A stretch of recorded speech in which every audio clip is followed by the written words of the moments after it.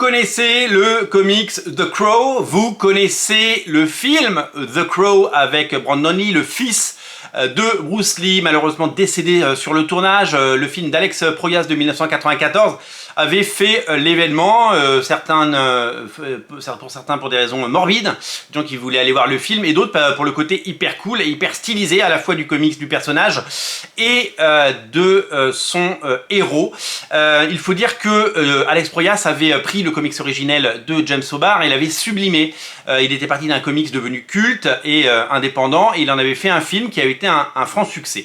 Il y a eu une suite, vous le savez, The Crow City of Angels, avec Vincent Perez, l'acteur Vincent Perez, qu'on voit plus beaucoup. Il a sorti un film récemment en tant que réalisateur, mais il avait repris le rôle. Le film avait eu beaucoup moins de succès, seulement 17 millions de dollars au box-office, et depuis toutes ces années, on nous annonce un revival, un reboot, un remake de The Crow. Le projet est passé entre les mains d'à peu près tout le monde à Hollywood et a fini par être produit et tourné. Alors, c'est un des très très grands mystères pour moi des films. Alors, il y a eu la pandémie, il y a eu plein de choses, il y a eu la grève des scénaristes, il y a eu la grève des acteurs. Il s'est passé plein de choses depuis 2 ans, mais je suis toujours étonné de voir que certains films ont été tournés depuis 1 voire 2 ans et ne sortent toujours pas. Alors, il y a des explications à ça.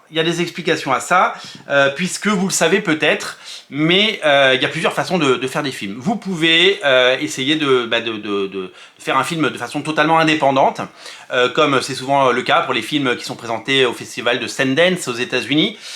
Faut trouver des financements, faut trouver soi-même de l'argent pour faire le film. Faut trouver soit un producteur, soit produire soi-même. Voilà, il y a souvent le côté bricolage de faire un film. Il y a aussi le côté studio, quand un studio possède des licences et des franchises, hein, Alien, Predator, Marvel, Star Wars, DC Comics, Harry Potter, tout ce que vous voulez. Quand vous avez des propriétés intellectuelles, vous avez un studio, c'est produit ce qu'on appelle in-house, hein, c'est le studio qui produit et c'est le studio qui prend le risque. Et puis il y a aussi des acquisitions. Il y a des projets qui peuvent être faits à l'étranger, qui peuvent être faits en Angleterre, qui peuvent être faits en Europe, et qui sont achetés par les studios ou par les plateformes. Hein. Il y a des films Netflix qui ont été produits de façon indépendante et qui ensuite ont été diffusés par des studios. Alors souvent les studios ils aiment bien avoir leur propre film parce qu'ils gardent tous les droits publishing, les droits licensing, tous les droits afférents au film, et comme ça ils ne partagent pas et que 100% de la part du gâteau leur revient. On a des exemples de films produits qui ne sont pas produits au sein d'Hollywood, mais qui ont été produits et ensuite achetés par un studio. Le premier Star Wars de George Lucas, je ne vous parle pas de l'épisode 4, je vous parle de l'épisode 1, il a été produit en fonds propres. Il avait été produit par George Lucas, produit et réalisé, et le film il est allé voir tous les distributeurs et il a dit qui veut le film, et il a finalement signé avec Fox qui lui a fait la meilleure offre, mais le film avait été produit en indépendant, aussi bizarre que cela puisse paraître. Il y a plein de films qui sont produits comme ça, je pense notamment au film de Matthew Vaughn, réalisateur de Kick-Ass, de Kingsman 1, 2 et le prequel, et Argyle récemment, qui s'est pris les pieds dans le tapis. Et lui, il a sa boîte de prod qui s'appelle Marv, rien à voir avec Marvel. Marv, il produit ses films, donc c'est pas forcément son argent, un producteur n'est même pas forcément son argent. Il a des investisseurs, il a des gens avec lui, des industriels, des networks, des boîtes de prod, etc. Donc il arrive à collecter le budget nécessaire à faire son film, et après il le vend au plus offrant. Donc ça c'est vraiment une méthode qui existe et qui ne marche pas à tous les coups, parce que vous n'avez aucune garantie de trouver un distributeur ou un diffuseur, mais ça fait partie des usages. Il y a plein d'autres films comme ça qui sont fabriqués de façon totalement indépendante, donc sans garantie de sortie. Il y a le film The Crow, on va en parler, mais on pense au dernier Hellboy qui a été produit comme ça, ou même le film Red Sonja dont on parlera dans une autre émission. Ces films sont produits en dehors du circuit traditionnel et doivent trouver un distributeur, et ils doivent trouver des gens qui vont investir non seulement dans la diffusion, dans la distribution, et aussi dans le marketing, parce que c'est souvent une société tiers qui fait le marketing aux États-Unis. Quand on parle du marketing d'un film, souvent c'est pas le studio, ils sous-traitent à une boîte qui prend sa part, et donc ça rajoute des couches au millefeuille, des gens qui se gavent sur l'ensemble des trucs, et ça limite la prise de risque des studios qui aiment bien déléguer ce genre de choses pour prendre le moins de risques possible. Donc, le film The Crow, il a été produit en dehors des studios. Ce qui fait que quoi? Ce qui fait que, par exemple, on va se retrouver dans une situation où le film va sortir chez un distributeur aux États-Unis à un moment, on ne sait pas encore quand, et que d'autres personnes le sortiront en France, aux États-Unis, en France, en Europe, en Asie, voilà, c'est d'autres personnes. En fait, le producteur, la boîte qui produit le film, vend les droits pour les États-Unis à une boîte, vend les droits pour l'Europe, pour la France ou pour l'Asie à d'autres distributeurs et finance son film comme ça, soit en ayant prévendu avant le tournage les droits, donc il touche des avances, soit en le faisant après, une fois que le film est fini. Et c'est le genre de film, à chaque fois à Cannes, je ne sais pas si vous entendez ça, mais à chaque fois qu'il y a le festival de Cannes, dans le palais des festivals, c'est la fête, puisqu'on regarde les films, mais au sous-sol, au -1, pour ceux qui y sont déjà allés, j'ai eu la chance d'y aller, il y a ce qu'on appelle le marché du film, où des gens qui ont fait des films, ou qui sont en train de faire des films, ou qui ont un projet de faire des films, ça dépend du degré d'avancement des films, vendent à des distributeurs, et une fois que vous avez vendu dans 50 pays, si 50 pays vous donnent chacun $1 million d'avance pour préacheter les droits, ça vous fait 50 millions, et vous pouvez faire votre film tout simplement. C'est comme ça que ça marche. Donc The Crow, j'ai quelques comics The Crow qui sont publiés par Vestron pour illustrer le propos. Alors je me suis rendu compte, ou alors je ne l'ai pas retrouvé, je n'ai pas la série originale de James Sobar, et c'est surtout qu'elle n'est plus éditée. Donc je suis un petit peu, pas agacé, mais je sais pas si je l'ai. En fait, il faut que je refasse le tour de ma collection. J'ai des comics partout, mais pour le moment, je la retrouve pas. D'habitude, je retrouve mes comics, mais là, je retrouve pas. Donc, The Crow. The Crow, c'est donc un projet de longue haleine qui passe entre les mains d'à peu près tous les acteurs depuis le début.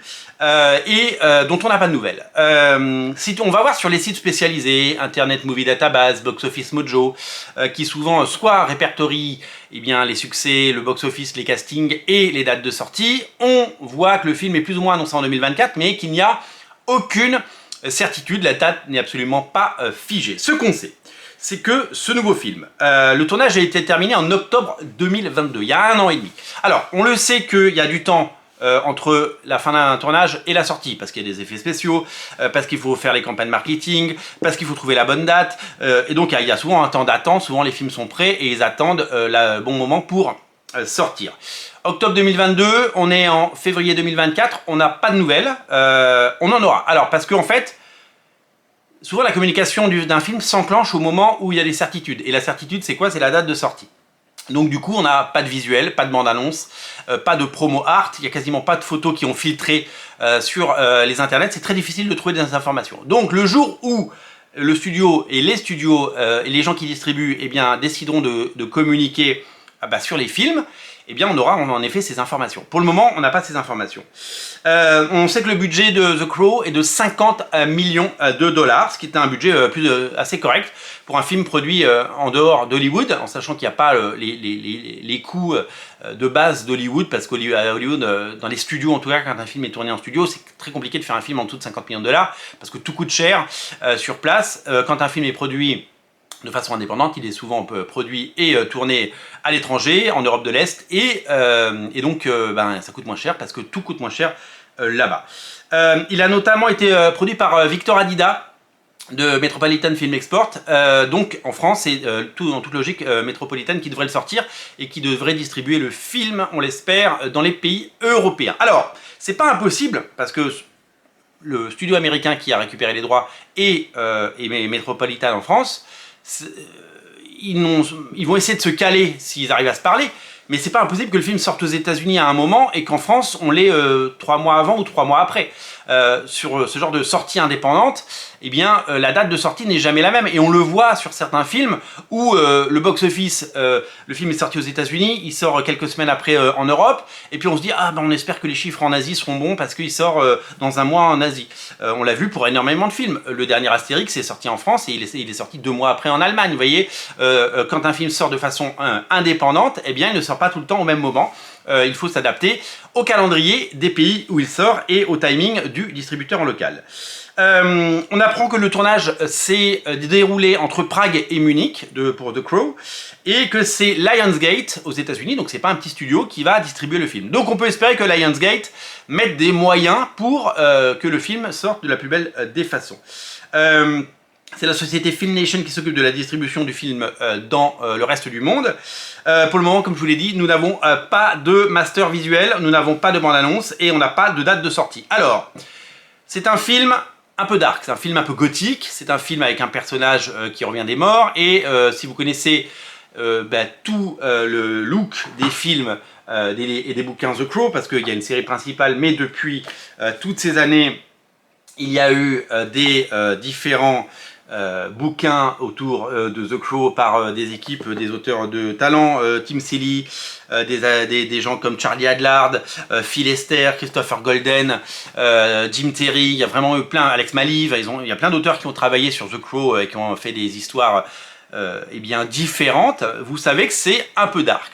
Donc il y a un côté Halloween, Fête des Morts, Toussaint, un côté Edgar Allan Poe, un côté Tim Burton, un côté film un peu gothique, et c'est vrai qu'on peut pas évidemment ignorer tout ça. Donc une des théories serait que le film sortirait pour Halloween. Alors est-ce que ce sera Halloween 2024 ou Halloween 2025 ? On ne sait pas. Pour le moment, il n'apparaît pas. Il n'apparaît pas. Je vous l'ai dit, il n'apparaît pas dans l'agenda et dans le calendrier des sorties. Mais une sortie pour Halloween, en tout cas aux États-Unis, nous paraîtrait évidemment étonnante. Ça, donc 2 ans après, pas étonnante, justement logique. 2 ans après, le film va enfin sortir. S'il sortait à Halloween 2024, il sortirait 2 ans après son tournage, ce qui est du temps long, mais qui reste, à peu près logique. Voilà. Donc, eh bien, ce film, bien entendu, on l'attend parce que The Crow, même si le film a certainement vieilli, nous a laissé un très bon souvenir. Le personnage est iconique, le personnage est cool.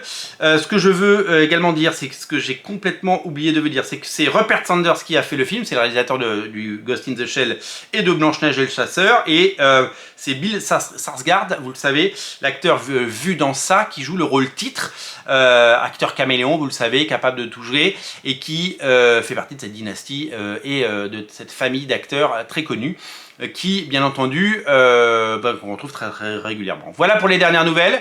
Il y a plein d'autres films comme ça. On ne sait pas trop où ils sont. Le nouveau Hellboy qui est tourné, on ne sait pas où il est. Ça fera l'objet d'une vidéo. Le Red Sonja, eh bien, il n'est tourné, mais pareil, il est pour le moment dans un tiroir. Et le film Spawn, bien sûr, qui lui n'est pas tourné, mais à qui on consacrera, bien entendu, une émission si ce format vous plaît. Merci à vous, merci bien entendu de suivre cette chaîne. Si vous aimez son contenu, on a un compte Tipeee en lien en descriptif de la vidéo qui n'attend que vous. Salut!